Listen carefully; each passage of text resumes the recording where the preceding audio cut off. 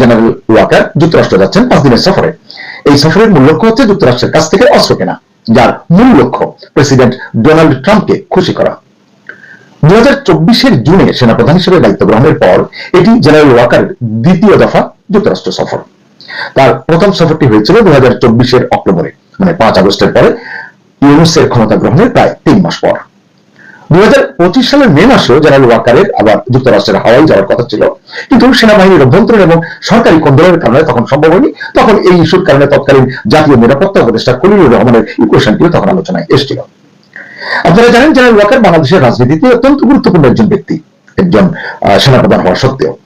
তাই তার মার্কিন সফরটিও অত্যন্ত গুরুত্বপূর্ণ, এটিকে খুব সহজভাবে দেখবার উপায় নেই। আমরা জানি এর আগে তিনি যখন সফর করেছিলেন সেই সফরে তিনি মার্কিন সামরিক এবং জাতিসংঘ কর্মকর্তাদের সঙ্গে একাধিক বৈঠক করেছেন। সেখানে তিনি শান্তিরক্ষা, প্রতিরক্ষা সহযোগিতা, সামরিক সক্ষমতা বাংলাদেশের এসব বৃদ্ধি নিয়ে আলোচনা করেছেন।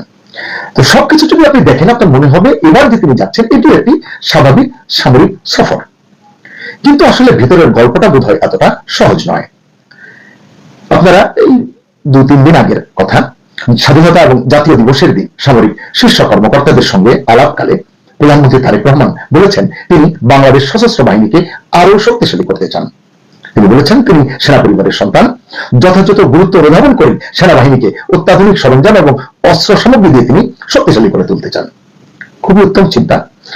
তবে তার এই চিন্তার সঙ্গে জেনারেল ওয়াকারের যুক্তরাষ্ট্র সফরের যোগসূত্র রয়েছে, এটি মানতেই হবে। আবার আমি এটিও বলছি যে এতে দোষের কিছু নেই, বাংলাদেশ অস্ত্র কিনতেই পারে, কেনাই উচিত। তাহলে এটি নিয়ে আসলে কথা বলছি কেন? বলছি এই কারণে যে তারেক রহমান প্রধানমন্ত্রী হওয়ার পর তাকে অভিনন্দন বার্তা পাঠিয়েছেন মার্কিন প্রেসিডেন্ট ডোনাল্ড ট্রাম্প। যে চিঠি পাঠিয়েছেন সেই চিঠিতে তিনি এ সংক্রান্ত বেশ কিছু কথা বলেছেন স্পষ্ট করে। সেখানে তিনি লিখেছেন, আশা করি, মানে কোট আনকোট, ব্যবসা ক্ষেত্রে বর্তমান গতি বজায় রাখতে আপনি আমাকে সাহায্য করবেন। বর্তমান গতি মানে ইউনূসের নেতৃত্বাধীন অন্তর্বর্তী সরকারের আমলে আমেরিকা যে সুযোগ সুবিধাগুলো ব্যবসায়ী পেয়েছে, যে প্রতিশ্রুতিগুলো পেয়েছে, সেগুলোকে কার্যকর করার কথাই তিনি হয়তো বুঝিয়েছেন। ট্রাম্প লিখেছেন, আশা করি রুটিন প্রতিরক্ষা চুক্তিগুলো সম্পন্ন করতে আপনি সঠিক সিদ্ধান্ত এবং পদক্ষেপ গ্রহণ করবেন।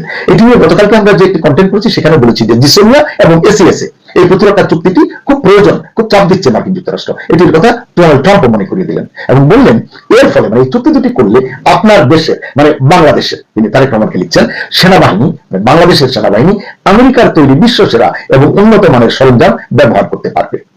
আমাদের দেশের অস্ত্র কেনা, অস্ত্র ব্যবহার আমরা চীন থেকে কিনি, তুরস্ক থেকে কিনি, আরো কোথাও বিভিন্ন জায়গা থেকে কেনা হয়। এটি নিয়ে আসলে এক ধরনের অন্য রাজনীতি আছে, অন্য সমীকরণ আছে, সামরিক সক্ষমতার বিষয় আছে। সেই মানে তাত্ত্বিক আলোচনায় বা সেই টেকনিক্যাল আলোচনায় গেলাম না। এখন তিনি বলছেন যুক্তরাষ্ট্রের এটি কিনলে, অস্ত্র কিনলে, সামরিক সরঞ্জাম কিনলে বাংলাদেশের এই লাভ হবে বাংলাদেশ সেনাবাহিনীর। মার্কিন প্রেসিডেন্ট ওই চিঠিতে স্পষ্ট করে বলেছেন তিনি খুশি হবেন বাংলাদেশের নতুন সরকার আমেরিকার অস্ত্র কিনলে। প্রশ্ন হলো এই বার্তার পরে কি নড়ে চড়ে বসলো ঢাকা, নাকি পূর্বের সমঝোতা অনুযায়ী চলছে সব? পূর্বের সমঝোতা মানে আমি বলবো 18 মাসের কথা, ইউনূসের নেতৃত্বাধীন অন্তর্বর্তী সরকারের আমলে যে পরিকল্পনা, যে ছকে তারা গিয়েছিল সেই অনুযায়ী সবকিছু চলছে কিনা এটি আসলে ভেবে দেখা দরকার। অনেক বিশ্লেষক মনে করছেন বাংলাদেশ এখন এমন এক অবস্থানে যেখানে আঞ্চলিক এবং আঞ্চলিক ভূরাজনীতি এবং আন্তর্জাতিক প্ল্যাটফর্মে ভারসাম্য রক্ষা করাই আসলে বাংলাদেশের জন্য সবচেয়ে বড় চ্যালেঞ্জ। কেন? কারণ একদিকে যুক্তরাষ্ট্র, অন্যদিকে আঞ্চলিক শক্তিগুলো, চীন আছে, ভারত আছে, পাকিস্তান আছে, এমনকি তুরস্ক, রাশিয়া, এসব নামও বিবেচনায় আসতে পারে। এই অবস্থায় যখন নবীন সরকারটি মানে তারেক রহমানের সরকারটি খুব বেশি দিন তো হয়নি, এখনো তারা ঠিকমতো গুছিয়ে উঠতে পারেনি এমনটাই মনে করছেন বিশ্লেষকরা। এই সরকার এখনো অভ্যন্তরীণ এবং বৈশ্বিক নানান চ্যালেঞ্জের মুখে রয়েছে। মধ্যপ্রাচ্য পরিস্থিতি যেটাকে আরো ঘনীভূত করেছে। এমন সময় যুক্তরাষ্ট্রের সঙ্গে যুক্তরাষ্ট্রের চাওয়া অনুযায়ী অস্ত্র চুক্তি শুধু সামরিক সিদ্ধান্ত নয়, এটি হয়ে উঠতে পারে একটি গুরুত্বপূর্ণ এবং এটিকে বলা হয় সেন্সিটিভ রাজনৈতিক বার্তা, যার প্রভাব বাংলাদেশকে মোকাবিলা করেই সামনের দিনগুলোতে পথে হতে হবে।